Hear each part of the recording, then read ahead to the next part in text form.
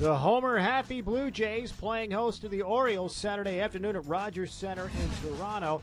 Bottom of the second inning, we're in a scoreless tie. Lyle Overbay snaps an 0-for-17 streak. It comes off of Chris Tillman, the starter for Baltimore, to dead central, his fifth of the season. And just like that, the Blue Jays have a 1-0 lead.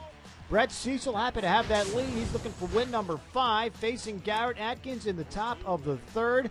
That is a strikeout swinging. A couple of innings later in the fifth, Luke Scott, more of the same. And then the very next batter, Adam Jones, swinging as well. Cecil faced the minimum through 5, 7 Ks total on the afternoon. Top of the sixth, the Orioles break through. Julio Lugo, the single to left. Cesar Izturis ties the game. Fred Lewis misses the cutoff man, so Lugo takes second. It is 1-1. Next batter, Nick Markakis. He singles to left. It scores Lugo, and now Baltimore goes from 1 down to 1 up. It's 2-1 O's. Bottom of the sixth, the first pitch of the inning to Aaron Hill.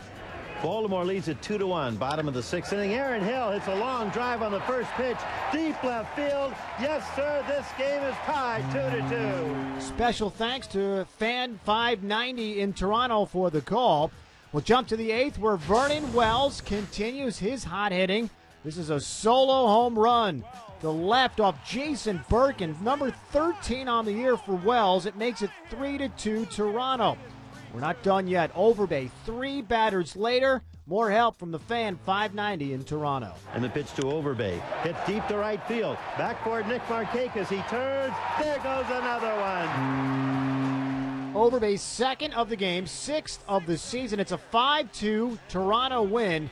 Total home runs in May for the Jays, 50.